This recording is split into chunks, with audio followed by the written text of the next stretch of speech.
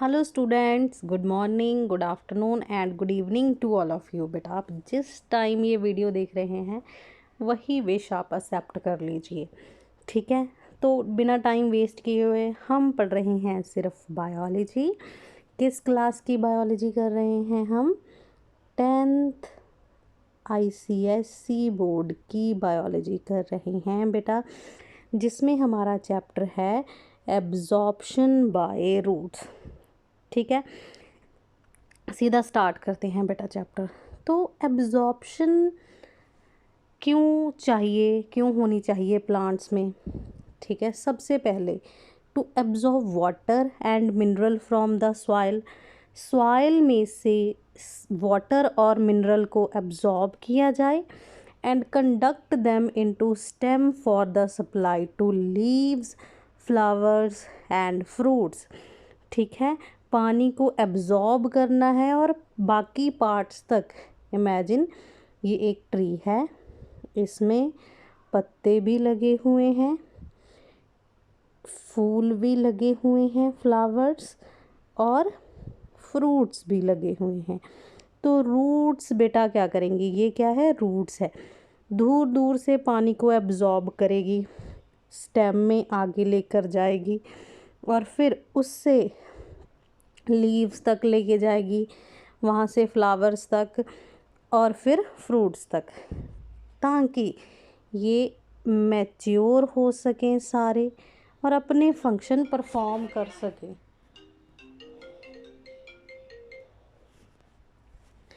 ठीक है बेटा, तो ये सारे हो गए कि हमें क्यों चाहिए, प्लांट्स को क्यों चाहिए एब्जॉर्प्शन। अब पानी के लिए, अब पानी क्यों चाहिए बेटा? वाटर एंड मिनरल्स क्यों चाहिए प्लांट्स को? 4 बेसिक रीज़न हैं बेटा फोटोसिंथेसिस, नीड ऑफ वाटर के। सबसे पहला है फोटोसिंथेसिस। हमें पता है कि प्लांट का खाना क्या है? प्लांट का खाना है ग्लूकोज। ठीक है, ये क्या है? ग्लूकोज। और ग्लूकोज बनाने का मेजर सोर्स क्या है हमारे पास? वाटर है बेटा। वाटर कैसे एक्ट करता है? As a raw material act करता है बेटा जी। ठीक है, तो फोटोसिंथेसिस के लिए वाटर रॉ मटेरियल की तरह काम करता है ताकि ग्लूकोज बन सके, इसीलिए फोटोसिंथेसिस के लिए वाटर ज़रूरी है। नेक्स्ट है बेटा रीज़न ट्रांसपीरेशन। अब ट्रांसपीरेशन क्या है बेटा जी? ट्रांसपीरेशन में सॉइल से पानी को एब्जॉर्ब किया जाता है, ऊपर भेजा जाता है, कंडक्ट किया जाता है और फिर वही पानी जब लीव्स तक आ जाता है बेटा, लीव्स तक आ जाएगा तो वो वेपर बनकर उड़ जाएगा। ठीक है, क्या करेगा? वेपर बनकर उड़ जाएगा। पानी का वेपर बनकर उड़ जाना कहाँ से? लीव्स में से, एरियल पार्ट ऑफ प्लांट में से, दैट इज़ कॉल्ड ट्रांसपीरेशन। ठीक है, अब आप बोलोगे कि पानी ने अगर उड़ना ही है तो वो जाता क्यों है? इसीलिए जाता है बेटा पानी ऊपर, ताकि ऊपर से जब पानी लॉस हो तो एक पुल क्रिएट हो सके, जैसे हम ट्रांसपीरेशन पुल बोलते हैं, ताकि पानी एंटी ग्रेविटी मूव कर सके। नेक्स्ट है बेटा ट्रांसपोर्टेशन। ट्रांसपोर्टेशन क्या है? ग्लूकोज का, जिसे हम प्लांट का खाना बोलते हैं बेटा, खाना मूव करना। ठीक है, ऊपर और नीचे। ट्रांसपोर्टेशन क्या है? खाने का ऊपर और नीचे मूव करना प्लांट्स में, उसे बोलते हैं ट्रांसपीरेशन। और खाना कैसे मूव करेगा? With the help of water. ठीक है, तो ट्रांसपोर्टेशन के लिए हमें वाटर ज़रूरी है। Mechanical stiffness. मैकेनिकल स्टिफनेस क्या है बेटा? प्लांट हमेशा इरेक्ट रहें, लीफ जो हैं वो हमेशा इरेक्ट रहें, उसके लिए पानी बहुत ज़रूरी है। अब इरेक्शन के लिए क्यों?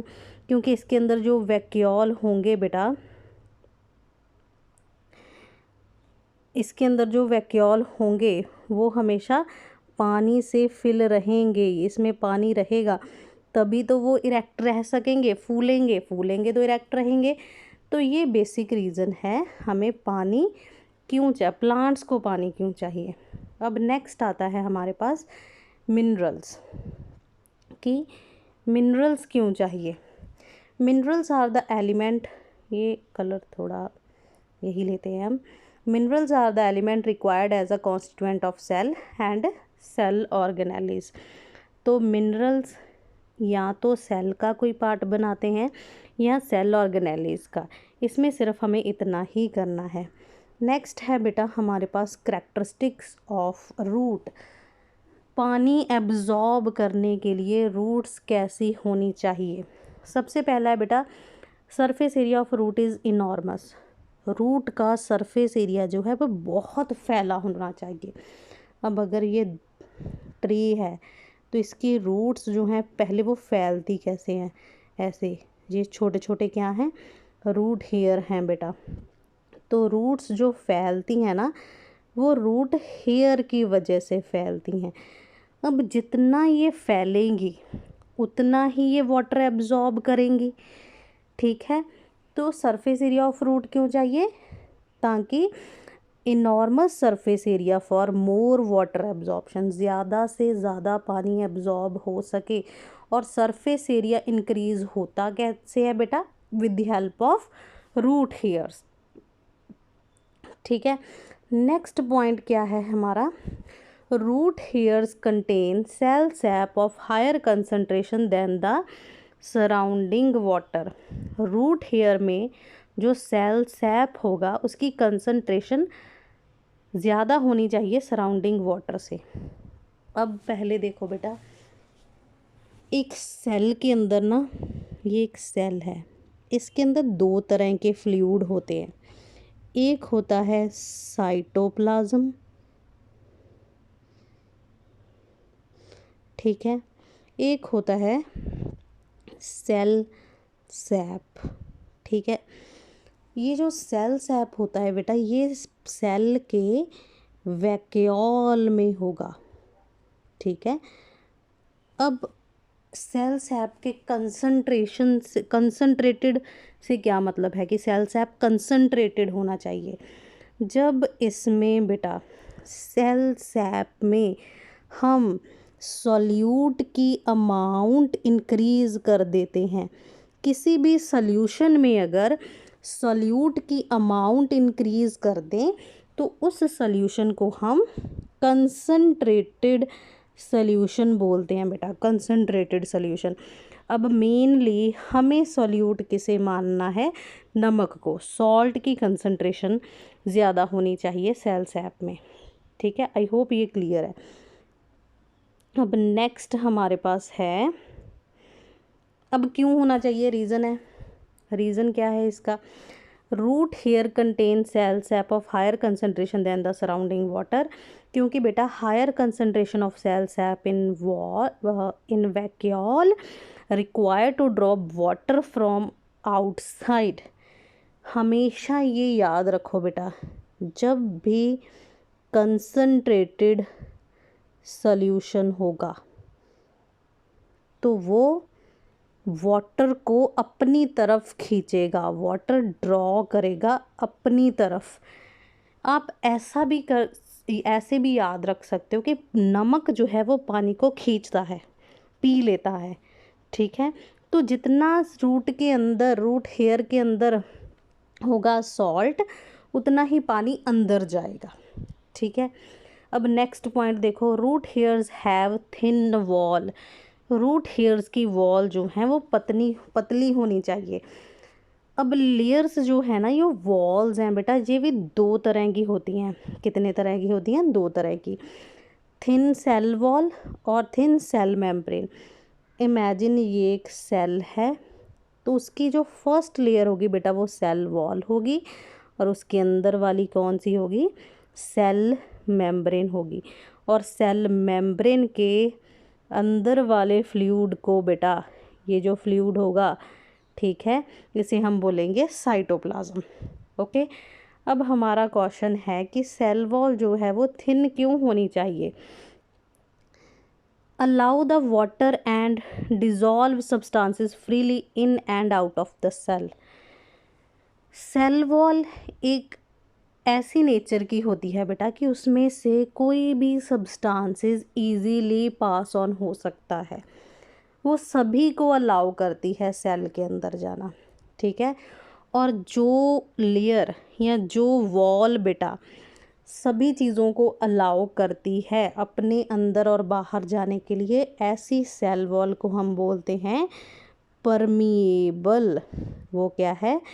परमिएबल मेम्ब्रेन है, ठीक है। तो सेल वॉल कैसी होती है? परमिएबल होती है। थिन सेल मेम्ब्रेन थिन क्यों होनी चाहिए? सेल मेम्ब्रेन सिर्फ और सिर्फ सॉल्वेंट मॉलिक्यूल को ही अलाउ करती है।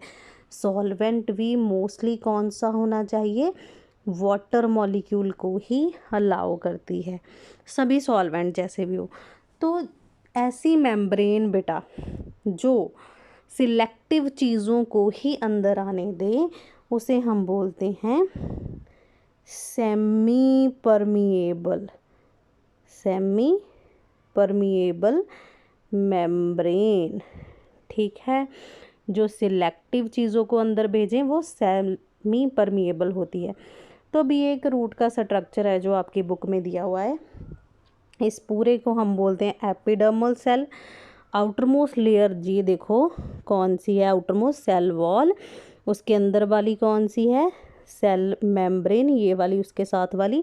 और ये बेटा ये जो है दिस वन, ये है हमारे पास वैक्यूल। और वैक्यूल के बाहर दिस वन जो डॉट डॉट से बने हैं, ये है साइटोप्लाज्म। अब इसके अंदर न्यूक्लियस भी होगा और ये जो एक फुली ग्रोन स्ट्रक्चर है ये है रूट हेयर, ठीक है। अगर समझ नहीं आया तो मैं यहाँ भी बता सकती हूँ आपको। सबसे पहले है हमारे पास सेल वॉल, नहीं छोटा करना है इसे, this one hair is cell wall. Cell wall के अंदर है सेल मेम्ब्रेन, इसके अंदर क्या है? एक वैक्यूल है। और बेटा वैक्यूल के बाहर क्या है? ये सारा साइटोप्लाज्म है, ठीक है।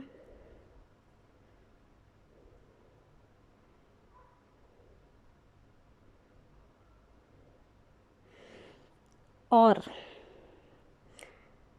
ये हो गया। और क्या था? यहाँ से क्या निकलेगा? एक fully grown root hair. Root hair के अंदर भी वैक्यूल होगा और एक क्या होगा? न्यूक्लियस होगा। न्यूक्लियस यहाँ पे भी होगा, ठीक है। और वैक्यूल के अंदर होगा सेल सैप। ये एक सिंपल सा स्ट्रक्चर है हमारे पास root hair, fully grown root hair का। अब एब्जॉर्प्शन के ना बेटा अलग अलग तरीके होते हैं। Absorption and conduction of water. Root water को एब्जॉर्ब कैसे करती है?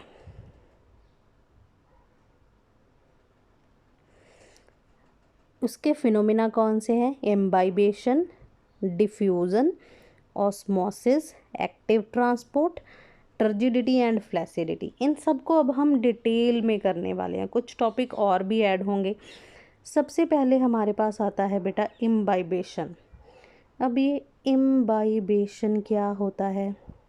इट इज़ द फिनोमिना, ये एक ऐसा प्रोसेस है बाय विच लिविंग और डेड प्लांट सेल, जिसमें से लिविंग या डेड प्लांट सेल एब्जॉर्ब करते हैं वाटर को बाय सरफेस अट्रैक्शन। इमेजिन यहाँ पर कुछ पानी है, ये है पानी है, ठीक है। इसमें एक सीड गिर गया है, जैसे ये मैं एक सीड गिरा देती हूँ, ये क्या हो गई? सरफेस अट्रैक्शन हो गई, ठीक है। जब पानी के सरफेस पे कोई भी लिविंग या डेड प्लांट सेल गिरेगा और वो क्या करेगा? इम्बाइब कर लेगा, पानी को अपने अंदर एब्जॉर्ब कर लेगा, उसे बोलते हैं सिंपल इम्बाइबेशन। अब इम्बाइबेशन कैसे वर्क करती है, कैसे होती है। स्पेशली बेटा इम्बाइबेशन उनमें होती है जिन सेल्स में सेल्यूलोज होगा या फिर स्टार्च होगी बेटा, ठीक है। और ये ज़्यादातर प्लांट्स की सेल वॉल में सेल्यूलोज होता ही होता है। अब सेल्यूलोजिक सब्सटेंसेस कौन से हो सकते हैं, सीड एंड वुडन लॉग्स, एक लिविंग हो गया, एक डेड हो गया, लकड़ी का टुकड़ा। इम्बाइब वाटर और मॉइस्चर, ये इम्बाइब क्या करेंगे, एब्जॉर्ब क्या करेंगे, वाटर को और मॉइस्चर को। फिर क्या हो जाएंगे, स्वेल अप हो जाएंगे, फूल जाएंगे। अब फूलने की वजह से इनमें प्रेशर क्रिएट होगा, प्रेशर क्रिएट होने से ये क्या करेंगे, फट जाएंगे, रप्चर हो जाएंगे, और इनमें से क्या होगा, जर्मिनेशन ऑफ सीड होगा बेटा। देखो एक पूरा प्रोसेस देखते हैं हम कैसे होगा, कि ये था वाटर, ठीक है, इसमें क्या गिरा था, एक सीड गिरा था। अब इसने पूरा वाटर अपने अंदर ले लिया, इम्बाइब कर लिया, तो ये क्या हो गया, ये फूल गया बेटा। क्यों फूल गया, क्योंकि सारा वाटर क्या था, इसके अंदर आ गया था। अब सारा वाटर इसके अंदर है, ये वाटर अब इमेजिन आप कर लो कि ये भर गया है पूरा। भरने की वजह से अब ये क्या हुआ, फट गया बेटा, फट गया। हाँ हम क्या करते हैं यहाँ से, ये क्या हो गया, फट गया। फटने की वजह से इससे क्या हो गई, सीडलिंग्स बाहर आ गई, जो रेडिकल और प्लीम्यूल होगी वो आगे देखेंगे। अब ये क्या हो गई, रेडिकल बाहर आ गई और प्लीम्यूल बाहर आ गई। अब इसे हम क्या बोलते हैं, जर्मिनेशन। क्या बोलेंगे, ये अब किसके लिए रेडी है, जर्मिनेशन के लिए बेटा। अब इसकी क्या होगी, जर्मिनेशन होगी, ठीक है। आई होप इम्बाइबेशन का आपको कॉन्सेप्ट क्लियर है, ठीक है। डिफ्यूज़न बहुत इम्पॉर्टेंट कॉन्सेप्ट है बेटा, बड़े क्वेश्चन आते हैं इससे।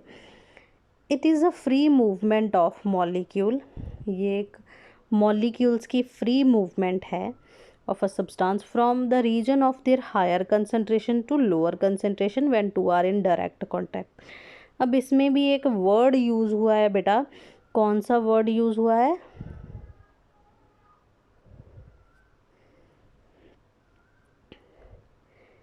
इसमें वर्ड यूज़ हुआ है concentration, higher concentration, lower concentration. अब इसमें बेटा अमाउंट की बात की गई है।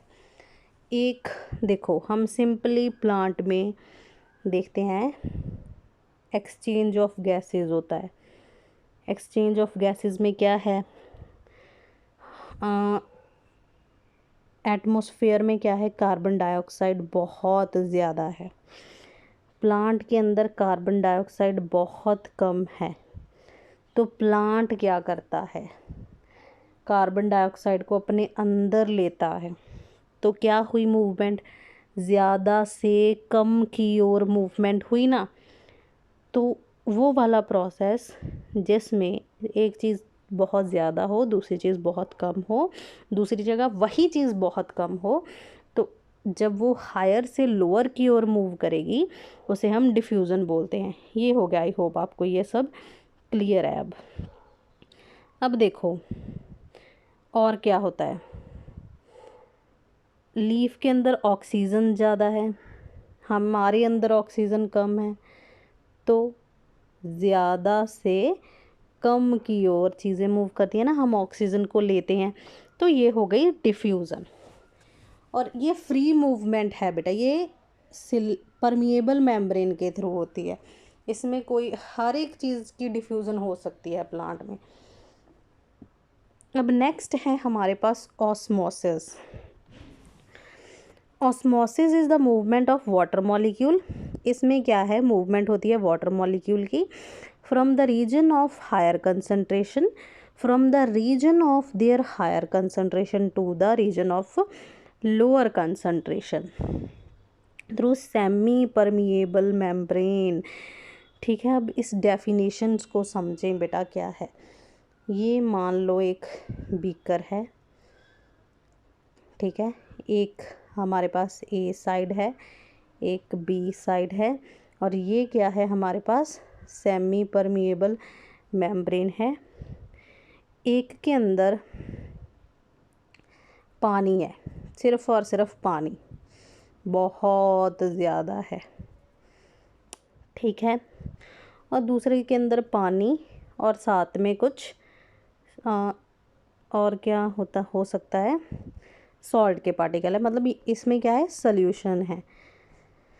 तो ऑस्मोसिस क्या है बेटा, जहाँ पानी ज़्यादा होगा और जहाँ पानी कम होगा, ठीक है, पानी का ज़्यादा से कम की ओर मूव करना through semi permeable membrane is called osmosis, ठीक है। ऑस्मोसिस किसकी होती है, सिर्फ और सिर्फ सॉल्वेंट की होती है, ठीक है, और कहाँ से कहाँ होती है, जहाँ ज़्यादा वाटर होगा, कहाँ, जहाँ वाटर कम होगा उस तरफ ज़्यादा से कम की और वाटर की मूवमेंट कोई प्रोसेस को हम बोलते हैं ऑस्मोसिस, और ये होती है सिर्फ और सिर्फ सेमी परमिएबल मेम्ब्रेन के थ्रू। अब यहाँ पर बात की गई है from the region of higher concentration. अब ये जो कंसंट्रेशन है ना बेटा, ये वाटर की कंसंट्रेशन से रिलेट किया हुआ है, ठीक है। अब ऑस्मोसिस बेटा दो तरह की होती हैं, कैसी होती हैं, दो तरह की, दो टाइप्स होती हैं इसकी।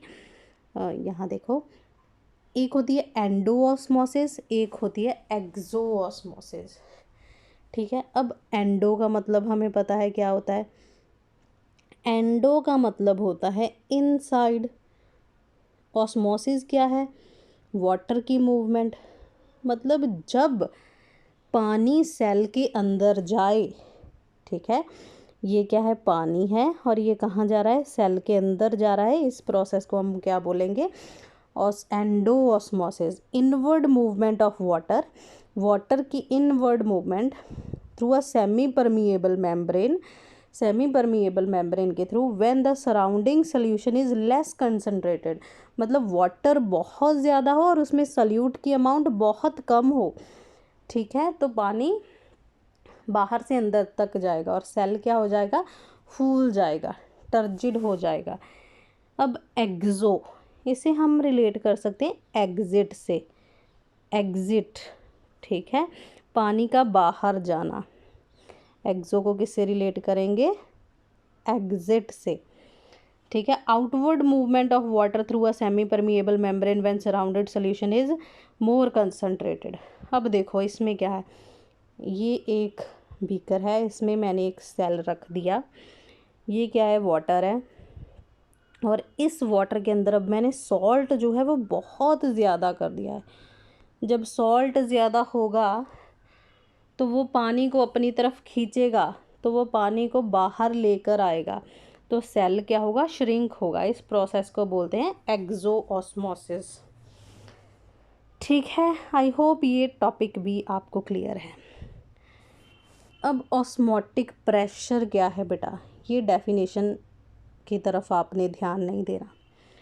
ऑस्मोटिक प्रेशर, इसे आप कैसे याद रखोगे, प्रेशर जनरेटेड बाय या generated due to osmosis, osmosis की वजह से जो प्रेशर जनरेट होगा उसे हम क्या बोलेंगे, ऑस्मोटिक प्रेशर बोलेंगे, ठीक है। ऑस्मोसिस की वजह से जनरेट होने वाला प्रेशर क्या होता है, ऑस्मोटिक प्रेशर होता है बेटा, आप इसे याद रखें। ये डेफिनेशन अभी मैंने क्यों नहीं कराई, क्योंकि बेटा मैंने ना दो सीरीज़ बनानी है इसकी चैप्टर की, एक में हम थ्योरी पार्ट करेंगे और दूसरे में हम एक्सपेरिमेंट करेंगे। ये डेफिनेशन आपको एक्सपेरिमेंट में समझ आएगी कि ये डेफिनेशन क्या है। नेक्स्ट है हमारा टॉपिक टोनिसिटी बेटा, ये सब ऑस्मोसिस से ही रिलेटेड होगा। relative concentration of a solution that determine the direction and extent of diffusion या osmosis। इसमें क्या होगा बेटा, रिलेटिव तब लिखते हैं हम जब चीज़ों को कंपेयर करते हैं, ठीक है। इसमें हम 3 सॉल्यूशन बनाएंगे और उनको कंपेयर करेंगे कि डिफ्यूज़न या ऑस्मोसिस कैसी हो रही है, अंदर की तरफ हो रही है या बाहर की तरफ। तो 3 तरह के सॉल्यूशन हमने लिए बेटा, आइसोटोनिक, हाइपोटोनिक, हाइपरटोनिक। आइसो का मतलब होता है सेम, सेम। तो इसमें हम जो सॉल्यूशन लेंगे उसमें सेल के अंदर भी वही चीज़ होगी, सेल के बाहर भी। तो solution with same concentration on both side, तो इसमें कोई चेंज नहीं होगा बेटा। इसमें क्या होगा, कोई चेंज नहीं होगा। क्वेश्चन आता है हाइपोटोनिक और हाइपरटोनिक सॉल्यूशन में। हाइपोटोनिक सॉल्यूशन क्या होगा, इसमें हम एक बीकर लेंगे, हाइपर में भी एक बीकर लेंगे, इसमें भी एक सेल रखेंगे, इसमें भी एक सेल रखेंगे। हाइपो मतलब कम, हाइपो में हम किसी चीज़ को कम करते हैं। इसमें क्या करेंगे, हम किसको कम रखेंगे, सल्यूट को कम रखेंगे बेटा, ठीक है, बस इतने पार्टिकल। लेकिन हाइपर में हम, हाइपर का मतलब होता है कोई चीज़ बहुत ज़्यादा, तो इसमें हम सल्यूट को बहुत ज़्यादा कर देंगे, ठीक है। सल्यूट क्या हो गया, ज़्यादा हो गया पानी से। अब आपको पता है कि पानी कैसे मूव करता है, हायर कंसंट्रेशन से लोअर कंसंट्रेशन। हाइपोटोनिक में पानी बहुत ज़्यादा है तो ये क्या होगा, ज़्यादा से कम की ओर जाएगा, सेल के अंदर जाएगा, तो इसकी वजह से सेल क्या होगा, स्वेल अप हो जाएगा। तो हाइपोटोनिक की वजह से क्या होगी, एंडोऑस्मोसिस होगी बेटा। हाइपर में हमें पता है पानी जो है, जो नमक है वो पानी को खींचता है, तो ये सेल से पानी खींच लेगा, तो सेल क्या हो जाएगा, यहाँ पे श्रिंक हो जाएगा। तो हाइपरटोनिक की वजह से क्या हुई, एक्सोऑस्मोसिस हुई बेटा। आई होप आपको ये पॉइंट क्लियर है। अगर नहीं भी याद तो एक और चीज़ बताती हूँ, वैसे आपको पता होना चाहिए जो मैंने अभी बताया कि हाइपो मतलब कम, कम क्या रखना है, सॉल्यूट कम रखना है। हाइपर मतलब ज़्यादा, ज़्यादा क्या रखेंगे, सॉल्यूट ज़्यादा रखेंगे। और अगर आपको नहीं याद हो रहा तो और क्या कर सकते हैं इसको याद रखने के लिए, क्योंकि इससे रिलेटेड क्वेश्चन आएंगे आपको, डेफिनेटली आएंगे। तो हाइपो में भी ओ आता है, एंडो में भी ओ आता है, हाइपोटोनिक और एंडोऑस्मोसिस। तो ओ से आप रिलेट कर ले कि हाइपोटोनिक सॉल्यूशन में एंडोऑस्मोसिस होगी। हाइपर में कोई ओ नहीं है लेकिन एक्सो में है, तो इसे आप कैसे, हाइपर की वजह से क्या होगी, एग्जिट होगी। अब आप ऐसा भी याद रख सकते हो कि हाइपर कोई चीज़ बहुत ज़्यादा है, जब हमारे पास चीज़ें होती हैं तो वो बाहर हम डोनेट करते हैं, बेच देते हैं। तो हाइपर मतलब ज़्यादा, ज़्यादा को हम क्या करेंगे, एग्जिट करेंगे कि जाओ, ठीक है। तो ये हो गई एक चीज़ याद रखने की। इससे रिलेटेड आपको बहुत से क्वेश्चन आएंगे, तो आपको इस टर्म को क्लियर करना है। अब हमने इम्बाइबेशन कर लिया, डिफ्यूज़न कर लिया, ऑस्मोसिस तो बहुत ही ज़्यादा हो गया। अब हमारे पास है एक्टिव ट्रांसपोर्ट की बारी। एक्टिव ट्रांसपोर्ट में बेटा क्या होता है, एक्टिव आपको भी बोलता है आज आप बहुत एक्टिव लग रहे हो, एनर्जेटिक लग रहे हो। तो एक्टिव में क्या होता है, हम बहुत एनर्जेटिक होते हैं, हम में क्या होती है, बहुत ज़्यादा एनर्जी होती है, तो हम एनर्जी का यूज़ करते हैं। तो सेम एक्टिव ट्रांसपोर्टेशन में क्या होगा, active transport is the passage of substance. इसमें सब्सटेंस जो है वो पास करेंगे from its lower concentration to higher concentration through a living cell membrane using ATP. इसमें उल्टा है, जब लो से हाई की ओर चीज़ें जाएं, कैसे, लो से हाई की ओर चीज़ें जाएं। आपको मान लो आप पहाड़ चढ़ रहे हो, ठीक है, तो आप क्या करोगे, अपनी एटीपी यूज़ करोगे, एनर्जी यूज़ करोगे। तो जब एनर्जी यूज़ करके चीज़ें हाई से लो की ओर जाती हैं तो इसमें क्या होती है, एक्टिव ट्रांसपोर्ट। ज़्यादातर इसकी एग्जांपल है बेटा सम आयंस। कुछ आयंस होते हैं जो लोअर कंसंट्रेशन से हाई की ओर जाते हैं, जिनकी सेल को ज़रूरत नहीं होती। ठीक है बेटा, अब हम चलते हैं आगे। ये भी हमारा हो गया क्लियर। अब हमारे पास है बेटा टर्जिडिटी। लास्ट टॉपिक है हमारे पास, इसको अच्छे से समझिए। अब टर्जिडिटी क्या है, व्हेन अ सेल रीचेज, अभी हम पढ़ रहे थे सेल के अंदर पानी आएगा, सेल के बाहर पानी जाएगा, बस उसी का रिजल्ट जो है वो टर्जिडिटी है। When cell reaches a state where it can not accommodate more water is called turgid. मैंने बोला एंडोऑस्मोसिस की वजह से सेल जो है वो स्वेलअप हो जाता है, वो जब स्वेलअप होगा उसको हम टर्जिड बोलेंगे। टर्जिड क्या है, जब एक सेल के अंदर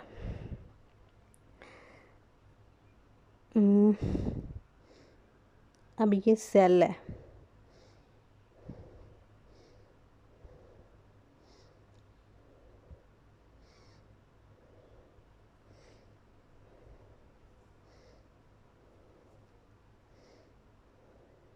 ठीक है, कुछ ज़्यादा ही हो गया, ये एक सेल है। अब ये पूरा भर चुका है, ठीक है, अब इसके अंदर कोई स्पेस ही नहीं है। एक सेल के अंदर जब कोई स्पेस नहीं होगी, no space for retain more water, तो उसको हम बोलेंगे टर्जिड सेल, और उस प्रोसेस को, कंडीशन को क्या बोलेंगे, टर्जिडिटी। अब जब सेल अंदर से पूरी तरह से फिट है, भरा हुआ है, तो वो क्या करेगा, बाहर की तरफ प्रेशर लगाएगा ना। ऐसे जब सेल के अंदर कोई जगह ही नहीं है, फूल चुका है, तो वो बाहर की तरफ आएगा। जैसे गुब्बारा जब फूल जाता है तो वो फट जाता है। तो जब सेल अंदर से बाहर की ओर कोई प्रेशर लगाएगा तो उसे हम बोलते हैं turgor pressure. The pressure of the cell content on the cell wall is called turgor pressure. Cell wall पर जो प्रेशर लगे टर्जिडिटी की वजह से, उसे हम बोलते हैं टर्गर प्रेशर। ठीक है, वॉल प्रेशर अब क्या है, pressure exerted by cell wall on the content on the cell content is called wall pressure. जो अंदर से बाहर की ओर लगे दैट इज टर्गर प्रेशर, जो बाहर से अंदर की ओर लग रहा है that is wall pressure. Equal and opposite reaction. ठीक है, अब यही एक कॉन्सेप्ट समझो बेटा, जो प्लांट सेल है ना वो जल्दी बस्ट नहीं होते, नॉट रेडिली बस्ट, फटते नहीं हैं। जो प्लांट सेल है क्यों नहीं फटते, क्योंकि उसके अंदर टर्गर प्रेशर और वॉल प्रेशर जो है वो इक्वल होते हैं। लेकिन अब आपने देखा होगा कि जो फ्रूट पक जाते हैं, जैसे कि टमाटर गल जाता है, कोई फ्रूट्स गल जाते हैं, उसमें क्या होगा, टर्गर प्रेशर ज़्यादा होगा किससे, वॉल प्रेशर से। ठीक है, तो ये लगते हैं, ये रियलिटी में चीज़ें होती हैं प्लांट्स में। अब नेक्स्ट है हमारे पास प्लाज्मोलिसिस। इस पे रिलेटेड तो आपको बहुत क्वेश्चन आएंगे बेटा, बहुत क्वेश्चन आएंगे। It is a contraction of cytoplasm. इसमें साइटोप्लाज्म छोटा होता जाता है बेटा, कॉन्ट्रैक्शन होती है from the cell wall caused due to the withdrawal of water when placed in hypertonic condition, hypertonic solution। ठीक है, अब प्लाज्मोलिसिस में क्या है बेटा, अब प्लाज्मोलिसिस और फ्लैसिडिटी मैं आपको इकट्ठा बताती हूँ। जब सेल में से पानी लूज हो रहा हो, ये क्या है, इमेजिन ये पानी है, ये बाहर जा रहा हो, तो इस प्रोसेस को हम बोलते हैं प्लाज्मोलिसिस। लेकिन जब इस सेल में बिल्कुल नो वाटर, कोई पानी नहीं है, पूरी तरह लॉस हो चुका है पानी, उसे हम बोलते हैं फ्लैसिडिटी बेटा। ठीक है, कॉन्ट्रैक्शन ऑफ साइटोप्लाज्म, पानी बाहर जा रहा है। फ्लैसिडिटी क्या है? It is the condition in which the cell content is shrunken and cell is no more tight the is said to be, जब उसके अंदर कुछ नहीं बचा, खाली हो चुका है। इसमें क्या है? सेल क्या हो चुका है? खाली हो चुका है बेटा, सेल बिल्कुल खाली है, उसे हम फ्लैसिडिटी बोलते हैं। ठीक है। अब प्लाज्मोलिसिस की एक ऑपोजिट टर्म भी होती है, डी प्लाज्मोलिसिस। D plasmolysis. अब डी प्लाज्मोलिसिस क्या है? अगर उसी सेल को हम, जिसको हमने हाइपरटोनिक सोल्यूशन में रखा है, हाइपो में रख दें तो रिवर्स हो जाएगा, पानी अंदर जाएगा सेल से, तो वो क्या हो जाएगा? डी प्लाज्मोलिसिस आएगा, हो जाएगा। अब प्लाज्मोलिसिस आप रियलिटी में भी देखते हो, जैसे कि पिकल, जो अचार होता है, अचार में क्या ऐड करते हैं? सॉल्ट ऐड किया जाता है। क्यों ऐड किया जाता है? ताकि पिकल के अंदर जितना भी पानी है वो बाहर आ जाए। क्यों पानी बाहर आना ज़रूरी है? ताकि बैक्टीरियल इन्फेक्शन ना हो जाए। ठीक है। और जो फील्ड में जो वीड्स होते हैं बेटा, ठीक है, वीड्स को हटाने के लिए फर्टिलाइज़र्स यूज़ किए जाते हैं, फर्टिलाइज़र्स यूज़ किए जाते हैं। क्यों? क्योंकि वो डिहाइड्रेटेड होकर मर जाएं। ठीक है, ऐसे क्वेश्चन आएंगे आपको। अब टर्जिडिटी के क्या फ़ायदे हैं बेटा, इसे देखो। Turgidity provided rigidity to soft tissue such as leaves. Leaves लीव्स ऐसे इरेक्ट रहते हैं ना बेटा, बिल्कुल इरेक्ट, उसे हम रिजिड लीव्स बोलते हैं। कुछ लीव्स ऐसे ड्रॉप आउट होते हैं। तो लीफ में जो रिजिडिटी आती है वो टर्जिडिटी की वजह से ही आती है। Turgor pressure help to push through the hard ground. अब आपने देखा होगा कुछ प्लांट दीवारों पे भी ग्रो कर जाते हैं। ठीक है, दीवारों पर भी ग्रो कर जाते हैं, कुछ पत्थरों से बाहर आए होते हैं। क्यों आए होते हैं? टर्गर प्रेशर की वजह से, जैसे मैंने इम्बिबेशन बताया था आपको, सेम वही। Turgor in root cell builds root pressure. अब ये नई चीज़ है आपके लिए कि रूट प्रेशर क्या होता है। In the pressure, it is the pressure develop in the root due to continued inward of water inward through cell to cell osmosis which help in the descent of sap through the stem। अब इसमें क्या होता है बेटा? रात के time अगर हम पौधों को पानी दे देते हैं, ठीक है, अब डे टाइम ट्रांसपीरेशन तो नहीं हो रही होती। अब इसके अंदर क्या है? रूट्स को तो पानी अब प्रेशर है कि एब्जॉर्ब करना ही है, क्योंकि रूट सेल कंसनट्रेटेड होते हैं। तो इसमें क्या होता है? ट्रांसपीरेशन की वजह से नहीं, रूट के ऊपर जब प्रेशर बिल्ट हो ज़्यादा पानी का, तो वो प्लांट के अंदर थोड़ी ऊंचाई तक पानी को भेज देता है। इन शॉर्ट प्लांट में अपवर्ड मूवमेंट जो होगी, असेंट ऑफ सैप होता है, अपवर्ड मूवमेंट ऑफ वाटर, तो उसे हम बोलते हैं रूट प्रेशर। रूट के ऊपर जब प्रेशर डिवेल्प हो, पानी और रूट उस प्रेशर को कम करने के लिए पानी को ऊपर भेजे, उसे बोलते हैं रूट प्रेशर। और root pressure short heighted plants तक जो है वो पानी भेज सकता है ऊपर। ब्लीडिंग, किसी प्लांट के ऊपर कट लगाओ, लॉस ऑफ वाटर थ्रू, जब उसमें से कोई लिक्विड बाहर आ जाए उसे ब्लीडिंग बोलते हैं। ठीक है।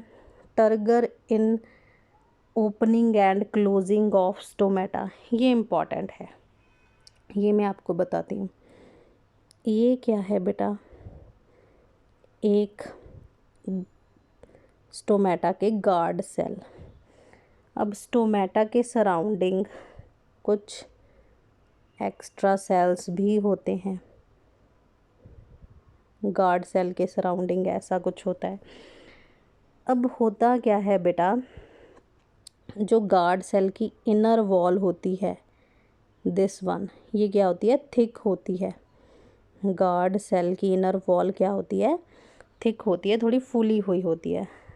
अब क्योंकि गार्ड सेल लीव्स में है, तो इसके अंदर क्या होता है? क्लोरोप्लास्ट होता है बेटा। क्या होगा? क्लोरोप्लास्ट होगा।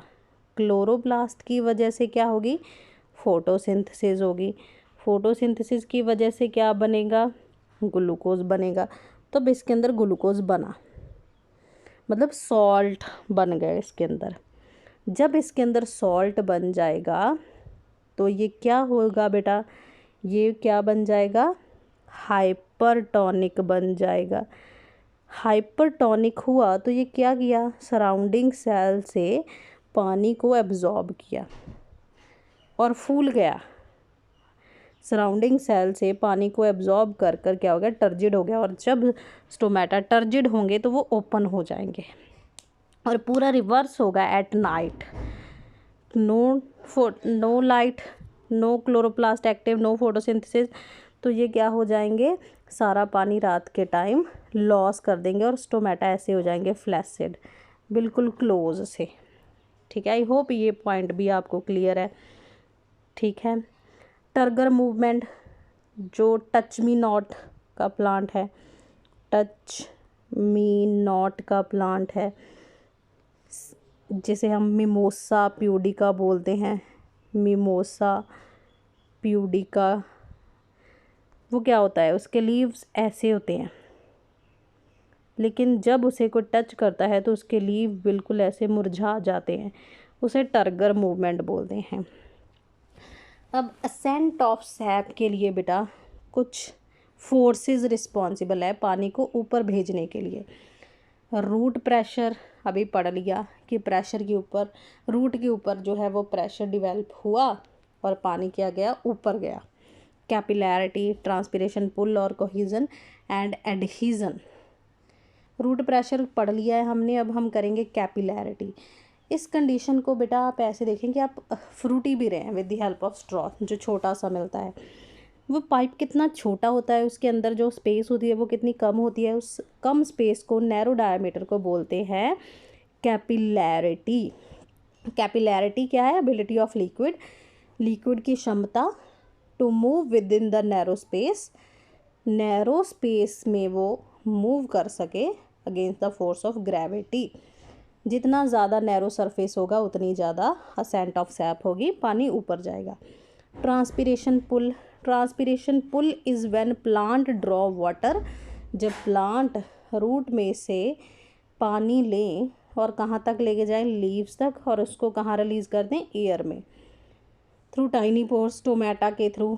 ट्रांसपिरेशन की वजह से जो प्रेशर जनरेट होता है, pressure generated by transpiration is called transpiration pull. और ट्रांसपिरेशन पुल क्यों होता है बेटा, कोहीजन की वजह से। Aided by cohesion the tendency of water molecule to stick together, जिसमें वाटर के मॉलिक्यूल इकट्ठे रहते हैं। अब स्ट्रॉ में से फ्रूटी को खींचो, ठीक है, तो लगातार फ्रूटी जाती रहती है ऊपर तक। क्यों जाती रहती है, क्योंकि उसके पार्टिकल आपस में जुड़े हुए हैं। Adhesion, it refer to the attraction between water molecule and the inner surface of narrow tube. अब स्ट्रॉ में क्या होता है, एक तो वाटर के मॉलिक्यूल आपस में जुड़े हुए हैं, दूसरा स्ट्रॉ के साथ भी जुड़ते हैं, ऐसे उसके सरफेस के साथ भी जुड़ जाते हैं। तो जब वाटर किसी और सरफेस के साथ अटैच हो उसे हम बोलते हैं एडहीजन। एडहीजन को आप ऐसे भी याद रख सकते हो, ए फॉर एडहीजन, ए से बना अलग, दो अलग चीज़ें इकट्ठा होंगी।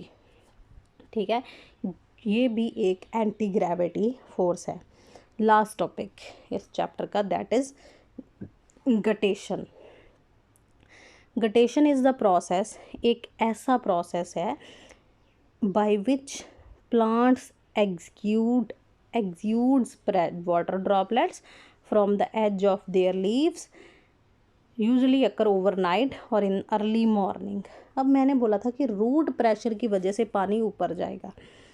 अब रूट प्रेशर की वजह से क्या होगी बेटा, गटेशन होगी। मान लो ये एक लीफ है, अब लीफ के एजेस में से पानी बाहर आने के प्रोसेस को बोलते हैं गटेशन।